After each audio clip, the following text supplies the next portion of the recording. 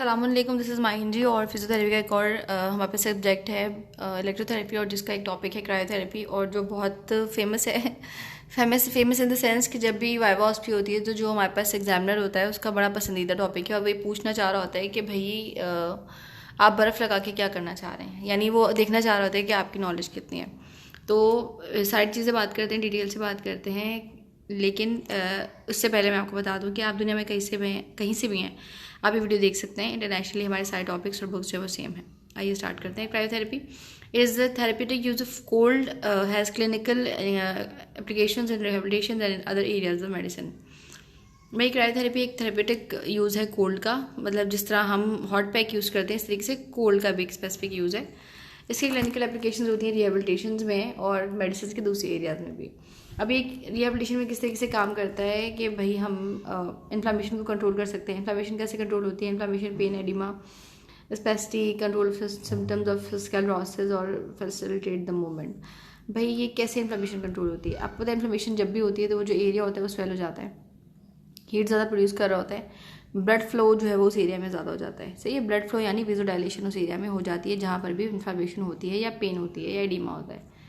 ठीक है, अब क्रायोथेरेपी के अंदर क्या होता है, इसका एक प्रोसेस है जिसमें हम क्या करते हैं, जैसे हम क्रायोथेरेपी अप्लाई करते हैं तो 2 से 3 मिनट में उस एरिया पर वेज़ोडाइलेशन की जगह वेज़ो कंस्ट्रक्शन होना शुरू हो जाती है।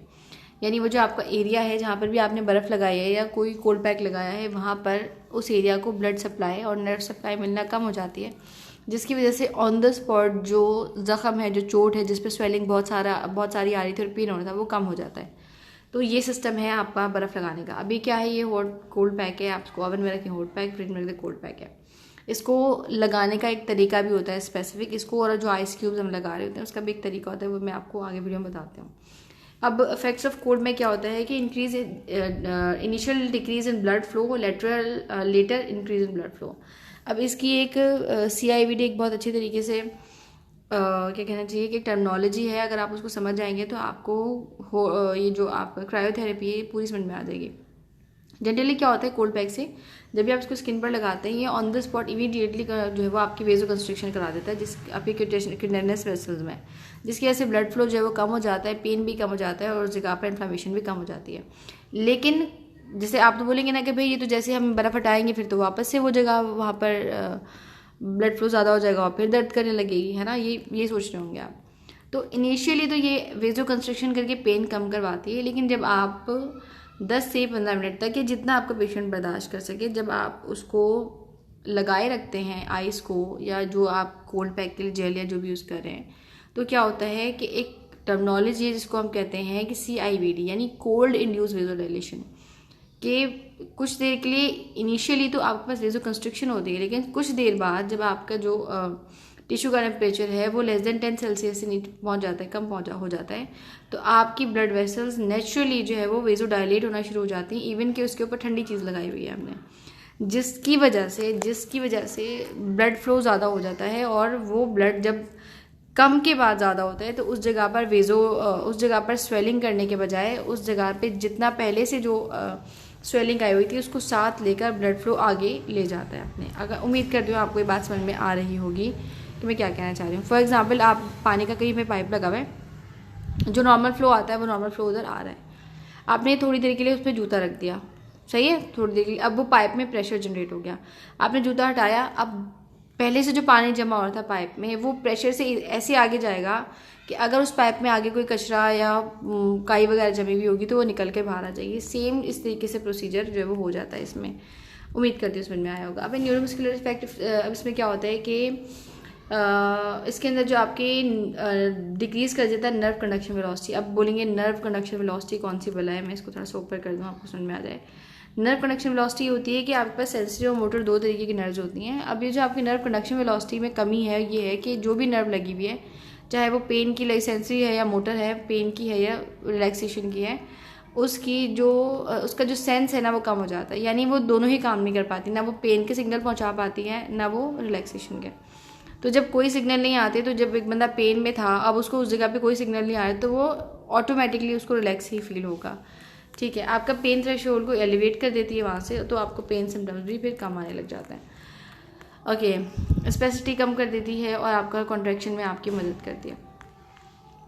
अभी कह रहा है कि when nerve temperature is decrease nerve conduction velocity decrease in proportion to the degree and duration of the temperature change. वही बात जो मैंने अभी की कि जब आपके नर्व का टेम्परेचर कम होता है तो आपकी नर्व कंडक्शन वेलोसिटी भी कम हो जाती है, जिसकी वजह से कम या ज़्यादा दर्द और टेम्परेचर ये सब चीज़ें आपको फील होना बंद हो जाती हैं।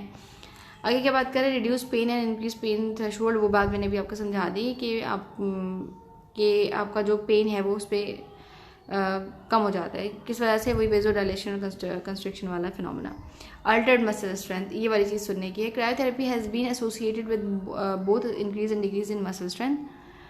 तो ये दोनों चीज़ों से एसोसिएटेड है, इंक्रीज मसल स्ट्रेंथ से भी और डिक्रीज मसल स्ट्रेंथ से भी। वो कैसे कि अगर आपके पास 5 मिनट या उससे कम आपने आइस पैक लगाया है या आइस मसाज की है, तो हम ये क्या देखते हैं कि आइसोमेट्रिक मसल स्ट्रेंथ जो है वो फ़ौरन से बढ़ जाती है। लेकिन इन कॉन्ट्रास्ट अगर आप 20 मिनट या उससे ज़्यादा आप जो है वो उसको आइसिंग करते हैं तो आपके पास आइसोमेट्रिक मसल स्ट्रेंथ जो है वो कम हो जाती है। ठीक है, ये दो चीज़ें थी। अब इस पर कॉन्ट्रास्ट थेरेपी हम यूज़ करते हैं, पता है कैसे यूज़ करते हैं कॉन्ट्रास्ट थेरेपी? थोड़ी देर के लिए आइस पैक लगाएंगे, फिर थोड़ी देर के लिए कोल्ड पैक लगाएंगे, फिर आइस पैक, फिर कोल्ड पैक, इसको कहते हैं कॉन्ट्रास्ट थेरेपी। तो वो हम क्या कहते हैं, शॉक देने के लिए करते हैं मसल को, कि अगर उस पर ज़्यादा ही इस तरीके की चीज़ होगी कि कोई चीज़ इफेक्ट नहीं कर रही, तो फिर इस तरीके से शॉक देने से जो है वो आपका पेशेंट जो है वो रिस्पॉन्ड करने लगता है, जो आप उसको ट्रीटमेंट दे रहे हैं उसका। Propose mechanism for reduce strength after prolong cooling included reduce blood flow to the muscles, slowed motor nerve conduction, increase muscle viscosity and increase. तो जब आप ये मैकेनिज्म क्यों दिया गया था कि भाई एकदम से पेशेंट बहुत तकलीफ में आया है, हम चाह रहे हैं कि उसको ऑन द स्पॉट सुकून मिले, हम उसको कोई मेडिसिन ऐसे सच नहीं देना चाह रहे।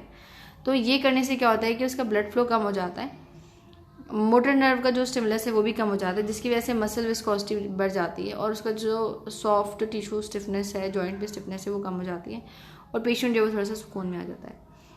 Okay, effects of cold facilitation of muscle contraction. Okay, metabolic rate में increase rate of metabolic reaction including reaction involve in the inflammation and healing.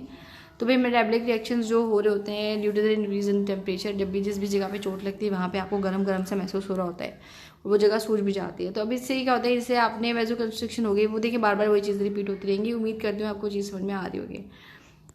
Okay, तो जब आप कोई किसी जगह पर इस तरीके से कोल्ड पैक अप्लाई करते हैं तो उस एरिया का टेम्परेचर कम हो जाता है। एरिया का टेम्परेचर कम होते ही उसकी सराउंडिंग में जो मसल है वो भी रिलैक्स हो जाते हैं और इन्फ्लेमेशन को जो है वो ऑटोमेटिकली कम कर देते हैं। ठीक है, दूसरी चीज़ ये कि जो आपके पास कोलेजन अगर डिस्ट्रॉय होने का आपको खतरा है, आपको लग रहा है कि जॉइंट के अंदर इन्फ्लेमेशन ज़्यादा हो जाएगी तो पेशेंट चल नहीं सकेगा या ऑस्टियोआर्थराइटिस है, कुछ भी है, तो उसमें हम क्रायोथेरेपी जब रिकमेंड कर रहे होते हैं कि ये अगर आप करें तो ये बेहतर रहेगा। ओके जी, क्लिनिकल इंडिकेशंस क्या होती हैं? Inflammation control, oedema, pain control, modification of spasticity और symptom of management and multiple sclerosis. Cryokinetics क्या होते हैं? Is a technique that combine the use of cold and exercise to treat the pathology of the disease. Cryokinetics में होता है कि हम cold pack भी दे रहे होते हैं और साथ में थोड़ी सी एक्सरसाइज भी करवा रहे होते हैं ताकि मोबिलिटी भी होती रहे साथ के साथ, और जैसे मोबिलिटी होती रहेगी तो पेन भी, एक तरफ पेन कम कर दिया हमने, फ़ौरन बर्फ़ लगाई, और दूसरी तरफ जब हमने एक्सरसाइज करने को दे दी उनको साथ के साथ, तो ये है कि मोबिलिटी भी साथ के साथ होती रहेगी और पेन भी कम होता रहेगा। तो ये टेक्निक यूज इस्तेमाल होती है रेंज ऑफ मोशन को बढ़ाने के लिए। Cryo stretch is the application of cooling agent आप before stretching. The purpose of the sequence of treatment is to reduce muscle spasm, thus allowing greater range of motion increasing with stretching. Stretching से पहले भी जो cryo मतलब यानी हम cold pack लगा रहे थे, कूलिंग एजेंट दे रहे होते हैं, जिसकी वजह से जो है वो स्ट्रेचिंग में मदद होती है और रेंज ऑफ मोशन बढ़ जाती है। ओके, कॉन्ट्राइंडिकेशन क्या है कि किस चीज़ में हम नहीं दे सकते? अगर किसी को कोल्ड हाइपर सेंसिटिविटी है कि हल्का सा भी ठंड कुछ लगा दें ठंडा तो बंदा बर्दाश्त नहीं कर सकता, उसको भी दे सकते। कोल्ड इंटॉलरेंस है किसी को, अगर किसी को सर्कुलेटरी कंप्रोमाइज प्रॉब्लम है, वेस्कुलर डिजीज़ है कोई, या रीजनरेटिंग पेरिफेरल नर्व्स हैं, उसका कोई एक्सीडेंट हो गया था, नर्व्स कट गई थी, अब दोबारा रीजनरेट हो रही हैं और उसी एरिया पे आपने लगा दिया, तो अभी तो बेचारी बनना शुरू हुई थी, थोड़ा सा जिंदा होना शुरू हुई थी, आपने फिर कोल्ड लगा दिया तो जो उनका सारा मैकेनिज्म है वो डैमेज हो जाएगा। तो इस तरह की कॉन्ट्राइंडिकेशन हैं जनरल से जो बंदा पढ़ लिख के आता है किताबें, उसको पता होती हैं कि मैंने कहाँ पर क्या चीज़ अप्लाई करनी है और क्या नहीं करनी, बट स्टिल आपको देख लेना चाहिए क्योंकि जो एग्जामिनर होता है ना फिर वो बाल की खाल निकालने लग जाता है। ओके, ओवर द सुपरफिशियल कहाँ पे बिल्कुल नहीं देना चाहिए, मतलब वो कॉन्ट्राइंडिकेशन थी कि कैसे कैसे चीज़ों पर नहीं देना, और ये है प्रिकॉशंस के क्या किन चीज़ों का ख्याल रखना है।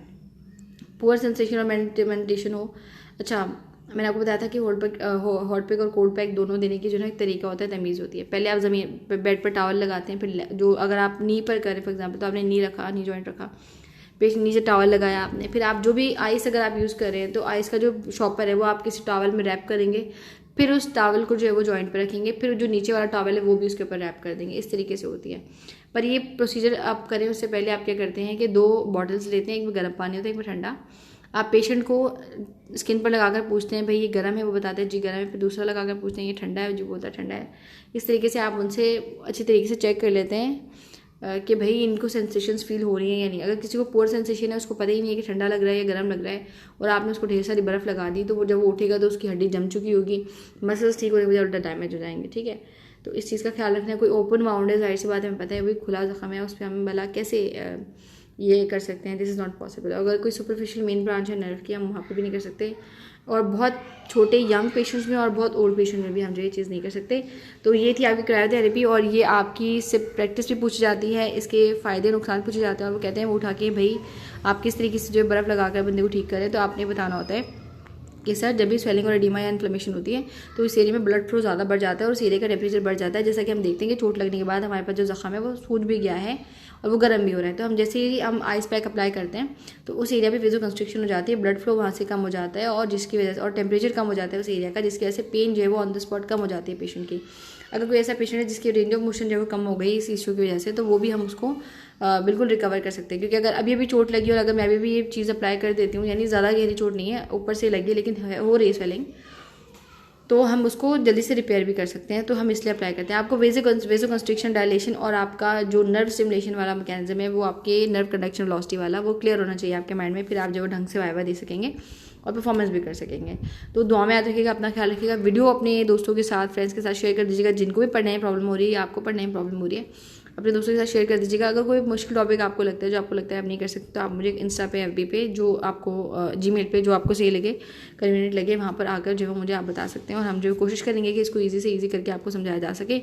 ये इंपॉर्टेंट टॉपिक था, वाइवा में ज़रूर आता है, और आप अगर एप्लीकेशन की तरफ जा रहे हैं तो भी आपके लिए बहुत इंपॉर्टेंट है। अपना ख्याल रखिएगा, दुआ में याद रखिएगा। अल्लाह हाफिज़, take care, stay blessed. Video share ज़रूर कीजिएगा। Take care.